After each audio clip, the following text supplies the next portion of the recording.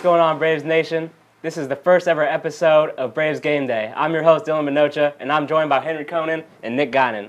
In this series, we're going to be talking all things Braves basketball. So without further ado, let's get into the first game of the season. The Braves fought off Taylor in a good one, 52-50. They started off strong and struggled a little bit in the second quarter, guys, I can't lie. But Coach Ricardo Hill really proved why he's the right guy for the job and brought the Braves back in the second half. Yeah, you're right, Dylan. It was a strong team performance. C.J. Hayden really led the Braves to that win with a double-double in the fourth quarter. And when the Braves needed it most, came up clutch in the fourth quarter. Wyatt Higgins sunk 2 free throws to seal the game for the Braves. On the other side, for the Yellow Jackets, Braden Kincaid was able to score 28 points and was unstoppable in the second and third quarter, but it wasn't enough. For the Braves tonight, they need to limit the turnovers. 13 turnovers for the Braves last game. Not enough that they can want to continue winning games. For me, Nick, the big success tonight for us is going to be dominating the paint. We got to get the bigs involved and really dominate the boards and clean up inside. That's right. Like Nick said, we have to protect the rock. Limiting giveaways is going to be very important for a win tonight.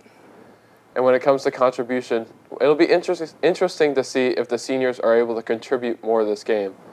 Last game, Coach Ricardo Hill rolled out with the all-junior starting lineup, so it'll be interesting to see if maybe Nathan Vigran, Ben Vigran, or Wyatt Higgins are able to get more minutes and make a major contribution tonight to help the Braves win. You know, Nick, it's also going to be interesting to see who they're going to put on Timmy Stewart.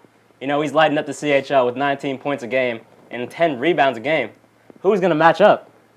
Yeah, I'm not sure about that one. Timmy Stewart has been almost unstoppable for the Warriors. On top of that, they have a great point guard, Stocko Slazar, who's been averaging just over 3.3 steals a game, so he has very quick hands. Like we've mentioned before, the Braves need to be able to protect the rock tonight if they want to come out with a win. That's right. And Marymount is heating up with 2 back-to-back wins against Seven Hills and Finneytown. They're playing pretty well. Let's talk about our guys. Wyatt Higgins. Tonight, do we think he gets 1.5 charges or not? I'm taking the over with that one. Wyatt's a really good off-ball defender. He causes a lot of havoc on the defensive side for the Braves within the paint, and he can force many turnovers and give those Braves the extra possessions they need. You know, Nick, I got to agree with you. He's a big-time defender and is willing to put himself in the line of fire. Yeah, like these guys said, Wyatt Higgins is willing to do whatever it takes to get his team and win the game. Talking about C.J. Hayden on the boards, as we said earlier, 12.5 rebounds is the line. Do we think he goes over?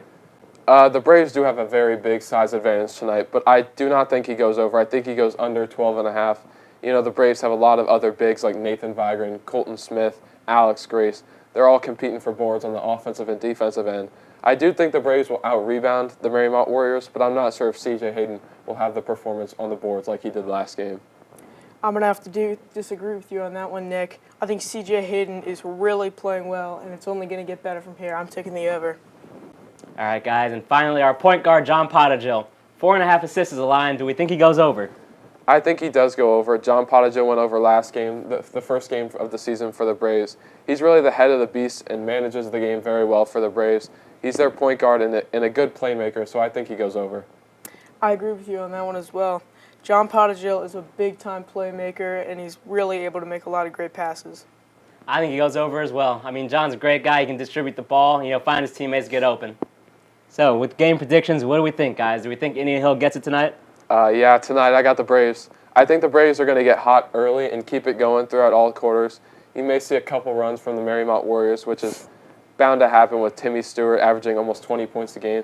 But I do think tonight the Braves are able to hold him under 15 and come away with the win 62-49. I got to agree. If we keep him within what we need to do, it's going to be a low-scoring CHL game. I got the Braves winning 47-42. All I can say is it's going to be a close one. I got the Braves taking a win here 52-48. They have to limit the shots taken by Marymount tonight. That's going to be the difference. Welcome back to Braves Game Day, brought to you by Ackerman Group, where we're joined with point guard Wyatt Higgins. So, Wyatt, how would you rate your performance against Taylor? Dylan, I thought I had a solid game. Shots weren't falling in the second quarter, but I feel like I impacted the game on the defensive end, and I'm just proud of how everyone came together. I'd have to agree. Win. So what exactly was going through your mind when you were at the free throw line trying to ice the game? I I've had a lot of moments like this, having varsity experience in multiple sports.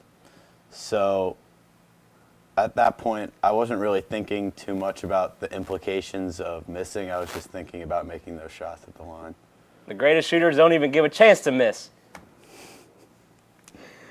Yeah, why? What exactly did Coach Ricardo Hill say to you guys in the locker room to motivate you guys to come out with a win? So he had two main points in the locker room. The first one being that we're not going to shoot our way out of this 10-point deficit at half. We're going to have to chip away and get good shots. And I think we saw that coming out of half. We got easy layups from CJ and the other bigs, which helped us get right back into that one. And the other one was sticking to the scouting report. Their shooter had about 20 points in that first half, so I think we did a better job in the second half kind of limiting him, and that helped us pull it out at the end. Good point. So, Wyatt, you mentioned your defensive effort and ability to make plays on the defensive end when you're not always scoring the ball. How do you make such a big impact when you don't always have the ball in your hands?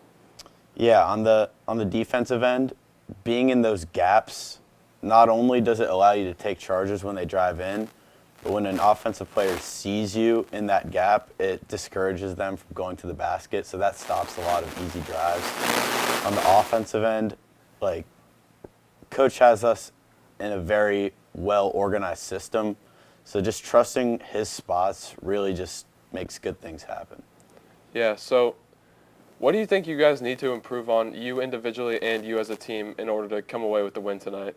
So for me, myself, I think that I could do a better job sticking in the flow of the offense along with everyone else. I had some good looks during Taylor's run that didn't fall, but again, what Coach said, you can't shoot your way out of a deficit.